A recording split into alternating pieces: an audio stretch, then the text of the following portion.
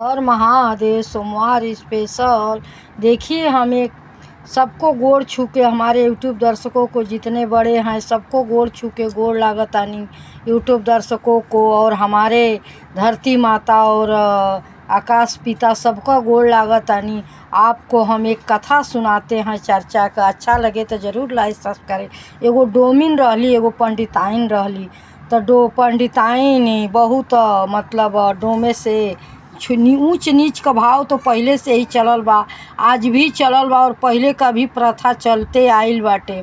तब पंडिताइन डोमिनी सबके बोलावे, लेकिन डोमिनिया के ना बनावे। धोबिन एक दिन का कैली कि शिव चर्चा करावे बैठली, पूरा गांव न्योता दे दियली और कि आज हमारी घरे टोला महला, आज हमारी घरे चर्चा हुई।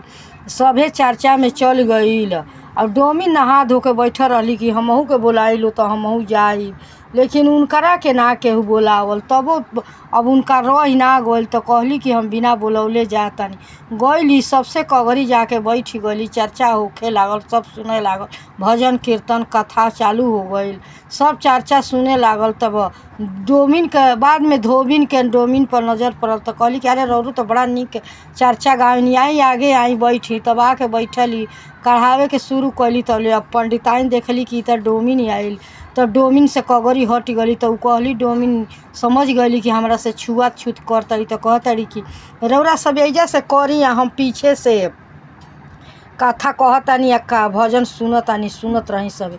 तब समझ गली तो जाके बैठ गली। सब चर्चा उर्चा खूब बढ़िया से हो गई, भजन कीर्तन हो गई, सब पर प्रसादी लेके चली आइल। पंडिताइन चली आइली, ना रुकली, कहली कि छू दे तो फिर कैसे।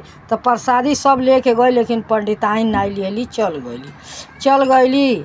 तब का भइल कि अब बड़ा फेर में पड़ली। अब सब तैयारी कर लिहली चर्चा के शुरू करे। उहे गाँव में एगो रहली पंडिताइन चर्चा करत रहली। तब शंकर जी बड़ा परेशान हो गई हमारे शिव गुरु, कहनी थी पार्वती जी से कि सुनत अड़ू हो त का जी त देखा उनकी घरे सब तैयारी बा, पंडिताइन भेदभाव की वजह से चर्चा में नहीं खी जात। तो कहली पार्वती जी की ऐसन बात तो हम जाए चर्चा में। तब का कहली कि बूढ़ी का भेष पार्वती माई, जय हो पार्वती मैया, भेष बना के चल गईली। तो कहली कि का करी, हमारी घरे तक केहू चर्चे करे वाला नहीं है। डोमिन बड़ा फेर में पड़ली। तौले पार्वती जी गईली बूढ़ी के भेष पकड़ के, साड़ी पहिर के।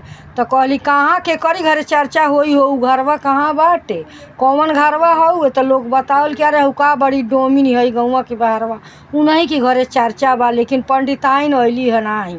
तो कहली कि ठीक बाटे, पंडिताइन ना अइली है। तब पंडिताइन के एथी कइल गइल आ पंडिताइन अइली नाही। तो पार्वती जी गइली आ उनकी घरे खूब बढ़िया चर्चा भजन कीर्तन सब हो गइल। तब कहीं कि तब तो बड़ा बढ़िया बस, सब लोग चल गए।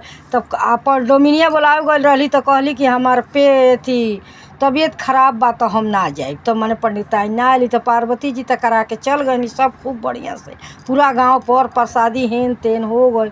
तो 4-5 दिन बीतल, ओकरी बाद पंडिताइन के केहू बोलावे चर्चा में आइल। तो गईली तो रास्ते में गिर गईली, गोड़ उनका मुँह चुक गई। भगवान के देखल जाई माया है, छुआछूत के का, सब धर्म सनातनी है, सब एक ही है, खून कटी तो सबका एके हुई। तो ना गली। तब अब चल अली पंडिताइन, उनको गोड़ मुचुक गोल, चलिए ना जा। सब जो होता कि ना अली के चर्चा हुई, बाद में उनका उठिए ना जा, चलिए ना जा। तो सबसे पूछे लगली कि कैसे ठीक होई, डॉक्टर वैद्य झाड़ फूक करल। तो केहू कहल कि अरे हुए जौन डोमिनिया बाड़ी गौवा के बाहर उन्हीं का आदमी बैठान। तो पंडिताइन कहली कि अब कैसे जाई, अब छुई तो फिर केंगा हम एथी करबी बैठाई। लेकिन फिर भी गईली तो एथी अब देखली डोमिनिया बिनत रहली अपन सूप, आ उहो बेना बिनत रहने, डोमुआ घर में रहने, बहर में बैठ के बिनत रहली। तो गईली तो कहली कि देखली डोमिनिया। तो कहली कि अरे दादा रौरा कैसे आ गईनी, छुआ जाई दे ही क्या करी केंगा। तो बड़ा गलानी भइल, शरमैली, लेकिन पीढ़ा दिहली, बैठली, बतौली। तो कहली कि अच्छा राउर गोड़ बात हम बैठवा देव, का करे के बाटे, ठीक हो जाई हे भगवान। तब डोमे के आवाज़ दिहली अंदर से, तो अइलें तो बैठवल उनका ठीक हो गईल।